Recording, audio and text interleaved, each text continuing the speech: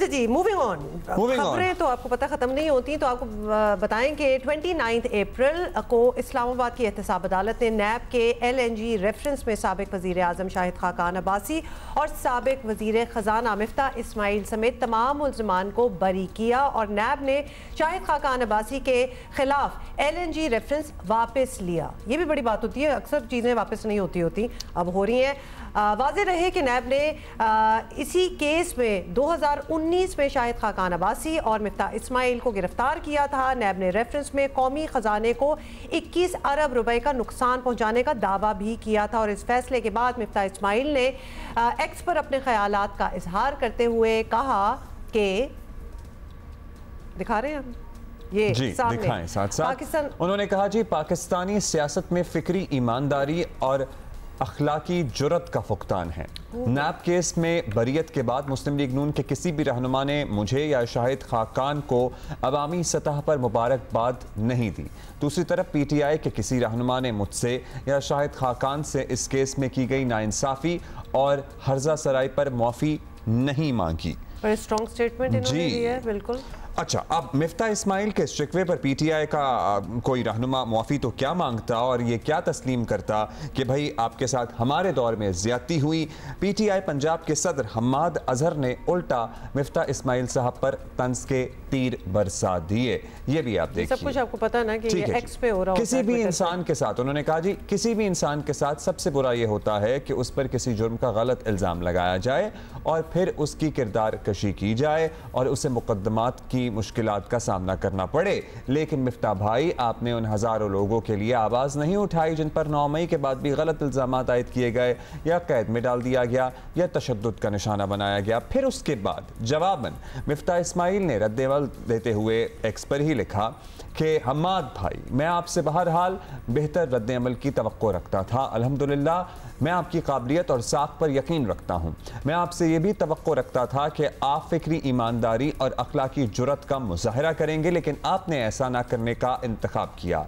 आप जानते थे कि मुझ पर या शाहिद खाकान पर माली करप्शन का इल्ज़ाम नहीं था। असद उमर ये जानते थे और बतौर चेयरमैन एंग्रो उन्होंने LNG टर्मिनल के लिए ज़्यादा कीमत की बोली लगाई थी। इमरान खान भी हकीकत जानते थे, लेकिन आपके कायद और आपकी पार्टी ने हमारे खिलाफ इंतकामी कार्रवाई का इंतखाब किया और आप तमाम लोग उस दौरान खामोश तमाशाई बने रहे। बल्कि आज भी आपको अपनी गलती का एतराफ़ करने का हौसला नहीं और ये भी कि आपको ये सब नहीं करना चाहिए था। खुद एहतसाबी और अपने आप पर शर्मिंदगी का एहसास आसान नहीं है, लेकिन ये ज़रूरी भी होता है। आज आपकी जमात ज़ेर अताब है। आप में से कुछ अफराद इस सूरत हाल के ज़िम्मेदार खुद हैं, क्योंकि उन्होंने एस्टैब्लिशमेंट के कंधे इस्तेमाल किए और अपने दौर में तमाम सियासी मुखालिफिन के खिलाफ कार्रवाइयाँ की। आपको ये सब अच्छी तरह पता है, लेकिन आप उसका एतराफ़ नहीं करेंगे। शाहिद खाकान अब्बासी और मैं ये खुलेआम कहते हैं कि आज की हुकूमत फॉर्म 47 की बुनियाद पर बनाई गई है और ये कि PTI के पास ज़्यादा वोट हैं, नशिस्तें थीं और हुकूमत बनाना उसका हक था। हम खुलेआम ये भी कह चुके हैं कि 9 मई हमलों में मुलव्वस अफराद के खिलाफ कानूनी कार्रवाई की जाए और उन्हें गैर ज़रूरी निशाना न बनाया जाए। हम ये भी कह चुके हैं कि उनके मुकदमात का जल्द फैसला किया जाए और ख़वातीन कैदियों को कानून के मुताबिक ज़मानत पर रिहा किया जाए। इलेक्ट्रॉनिक मीडिया पर इद्दत केस और तोशाखाना केस के मज़ेकापन पर बात कर चुका हूँ, लेकिन मैं अपने ज़मीर को सामने रखते हुए ये नहीं कह सकता कि तोशाखाना घड़ियों की कम कीमत ज़ाहिर करना करप्शन नहीं थी। और मैं ये भी नहीं कह सकता कि 190 मिलियन पाउंड कुछ तहफ़ के बदले दे देना करप्शन नहीं थी। और मेरे ख्याल में आपका दिल मेरी इन बातों से इत्तफाक करता है। मैं और शाहिद खाकान ने हक की आवाज़ बुलंद की और सच्चाई सामने लाए। क्या आपने ऐसा किया? क्या आप नया पाकिस्तान चाहते हैं? तो फिर आपको ये कहना होगा कि 2014 का धरना गलत, जमहूरियत मुखालिफ था।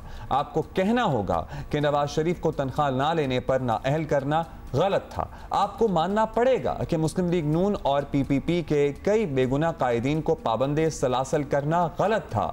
दूसरों को जबर के खिलाफ उठ खड़े होने के खुतबात देने से कबल आपको अपने मुखालिफिन पर जुल्म ढाने का एतराफ़ करना पड़ेगा। और क्या आप चाहते हैं कि इस्टेब्लिशमेंट सियासत का हिस्सा ना बने?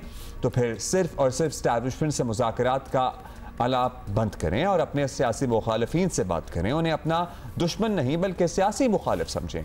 अगर आप अपने सियासी मुखालिफिन को तस्लीम नहीं करते तो नतीजे में आप अपना भी नुकसान कर रहे होते हैं। और पुरअमन एहतजाज आपका बिल्कुल हक है, लेकिन आप अब लाडले नहीं रहे, लाडले की पोजीशन अब किसी और के पास है। तो आप पुरअमन एहतजाज करें और ये भी बिल्कुल ना सोचें जैसे माजी में बच आते थे अब बच जाएंगे। आपकी जमात पाकिस्तान की सबसे बड़ी जमात है। सिर्फ और सिर्फ पाकिस्तान के अवाम से तवक्कुआत रखें और फिर से शॉर्टकट की तलाश में ना रहें। इख्तिदार आनी जानी चीज़ है, लेकिन इज्जत और वक़ार फिर से हासिल नहीं किया जा सकता। सो बड़ा ही तफसीली उन्होंने जवाब पूरा दिया एक है। ऐसे लिख दिया, लेकिन इस सारे की कंक्लूजन में हम यही कहेंगे कि मिफ्ता इस्माइल 1, हमाद अजहर 0। मतलब अगर ये एक बैक एंड फोर्थ चल रहे हैं स्टेटमेंट्स जो एक्स पे दिए जा रहे हैं, तो Hamad you will have to do better. मतलब he has touched each and every point और तफसील जो से, लगता है ना, वो जो लगता है ना कि वो अपनी पार्टी के खिलाफ क्यों बोलेंगे, वो उसको, और वो तो खैर बड़े अरसे से पॉइंट आउट कर रहे हैं जो चीज़ें उनको लग रहा है even his own party is not doing right, और इसलिए वो थोड़े से डिस्टेंस भी हो चुके हैं वहाँ से। तो वो तो he says it like it is. तो बाकियों में भी अब हिम्मत होनी चाहिए, अगर खुद में भी कोई खामियां हैं, कुछ गलत नजर आ रहा है, और जैसा था हूबहू लफ्ज़ बलफ्ज़ हमने अब तक पहुंचाया।